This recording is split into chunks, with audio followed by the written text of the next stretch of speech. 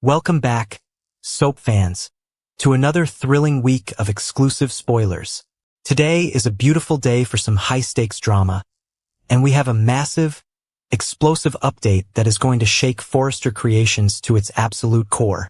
Grab your favorite drink, settle in, and let us dive straight into the madness that is about to unfold on your screens. A child's crayon, a simple piece of wax and pigment. Yet, in the ruthless, high-stakes world of Forrester Creations, it is about to become a weapon of mass destruction.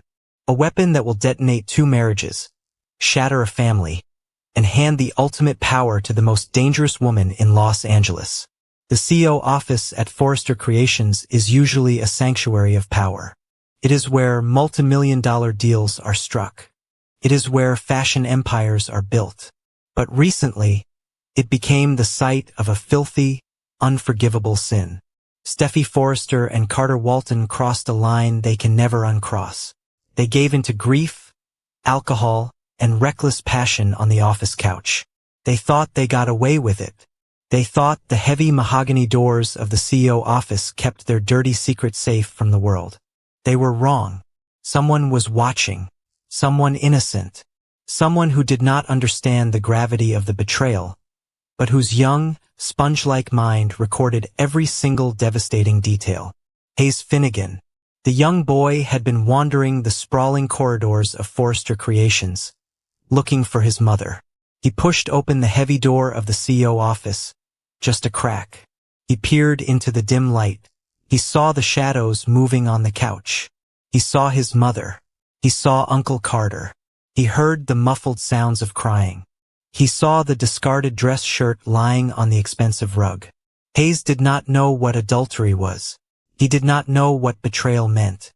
He just knew his mommy was sad, and Uncle Carter was hugging her without his shirt on. He quietly closed the door and padded away, keeping the confusing imagery locked inside his little head. Until today. Today the truth spills out. Not in a screaming match, not in a tearful confession, but in a child's innocent drawing. Hayes is sitting on the plush carpet of the CEO office, happily playing with his art supplies. Steffy is completely oblivious, drowning in her own suffocating guilt, terrified of a potential surprise pregnancy, and desperately trying to figure out how to force Carter into a permanent pact of silence. She leaves Hayes alone in the office for just a few minutes. It is the biggest mistake of her life, because someone else is prowling the halls of Forrester Creations today. Sheila, the 9-toed menace, the woman Steffy banished from her life, the villain who is absolutely desperate to get her claws back into her son, John Finnegan, and her grandson, Hayes. Sheila slithers past security. She is a phantom, a predator hunting for an opening. She spots the cracked door of the CEO office. She peeks inside. She sees her grandson, sitting alone on the floor, humming to himself as he drags a crayon across a piece of white paper. Sheila's heart leaps. This is her chance. A stolen moment with her blood. She slips into the room, closing the door silently behind her. She approaches the boy with the stealth of a viper. She crouches down beside him. Her voice is dripping with artificial sweetness, a honey-coated trap designed to disarm the innocent child. "Hello, my sweet boy," Sheila whispers, her eyes locking onto Hayes. Hayes looks up, blinking his big, innocent eyes. He doesn't scream. He doesn't run. He just smiles at the nice lady. Sheila's gaze shifts from the boy's face to the paper on the floor. She looks at the drawing. At first glance, it is just a crude arrangement of stick figures and messy colors. But Sheila has the instincts of an apex predator. She sees the details. She sees the story. She sees a female stick figure with dark hair. She sees a male stick figure.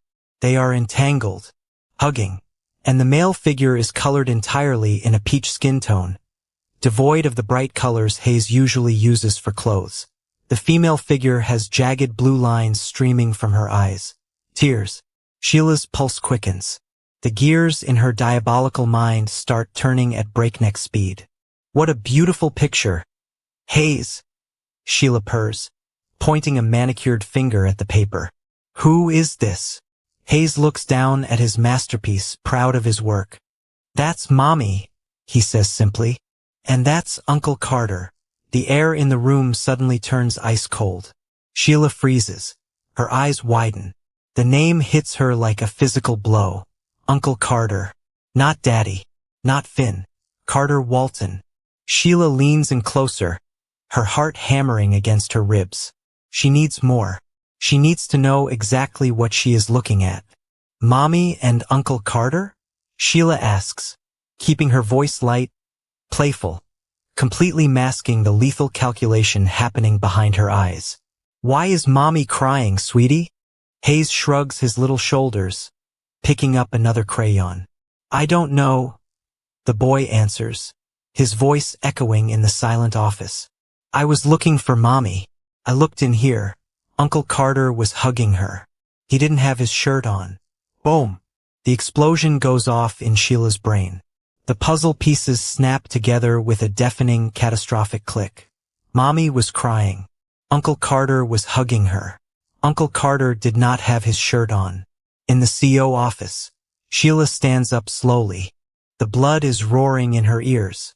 A slow, terrifying, triumphant smile spreads across her face. It is the smile of a woman who has just been handed the winning lottery ticket. It is the smile of a predator who has just watched her prey walk directly into a steel trap. Steffy Forrester. The pristine, perfect, untouchable Steffy Forrester. The woman who stood on her high horse and screamed at Sheila. The woman who threw her wedding ring at Finn's chest in Monaco, furious over a secret. The woman who demanded absolute, unwavering loyalty. She is a hypocrite. She is an adulterer. She is a cheater. Steffy slept with Carter Walton. Right here, in this very room, on that very couch, and her own son witnessed the aftermath. Sheila looks down at the drawing. It is no longer just a piece of paper. It is a nuclear warhead. She bends down and gently takes the paper from Hayes. "Can Grandma keep this beautiful picture?" Sheila asks, her eyes gleaming with pure, unadulterated malice. Hayes nods, completely unaware that he has just handed the devil the keys to his family's destruction.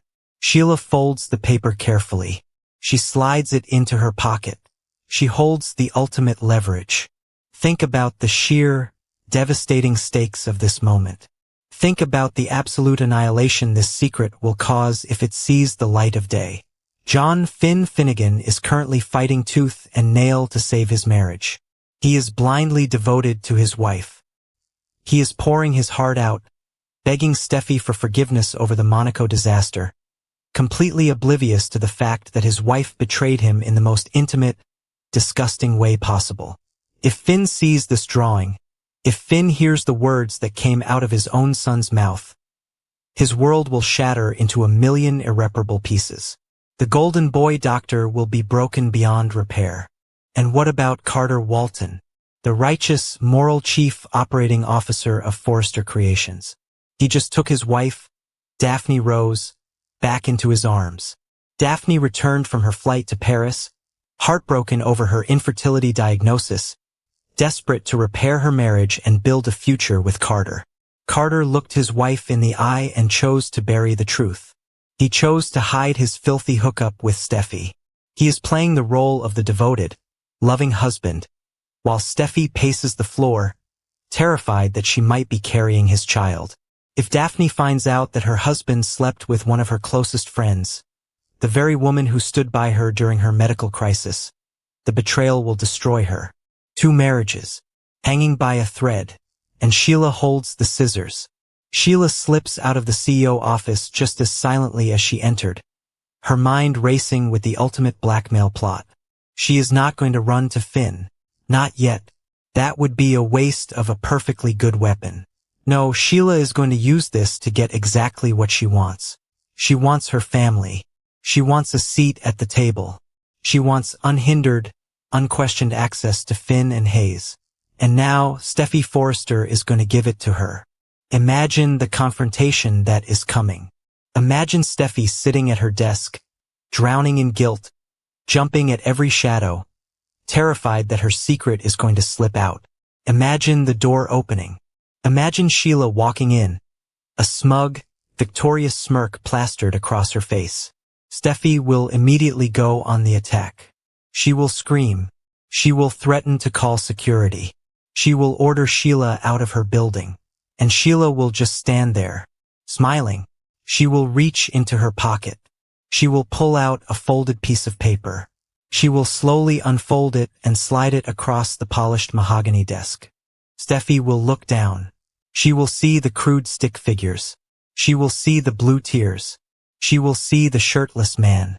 She will recognize her son's drawing style instantly. And then, Sheila will deliver the kill shot. Hayes is quite the little artist, isn't he, Steffy? Sheila will purr, leaning over the desk, her eyes locking onto Steffy's terrified face. He told me all about his masterpiece. He told me how he came looking for you.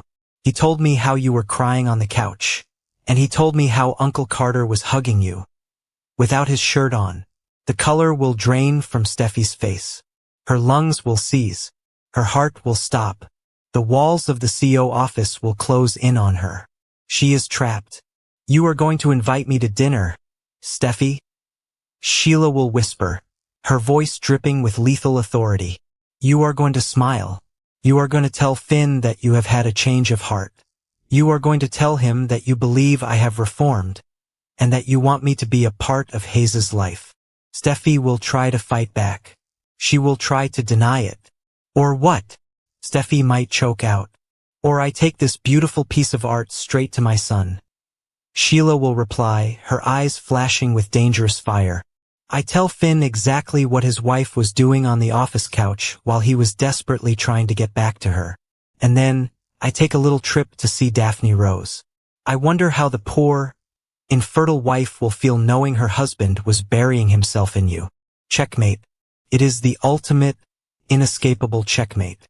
Steffy Forrester, the fierce, unyielding warrior of the Forrester family, has just been reduced to a puppet on Sheila's string. She cannot run. She cannot hide. She cannot fight back. If she refuses, her marriage to Finn is over. Her family is destroyed. Carter's marriage is destroyed. The scandal will rip Forrester Creations apart.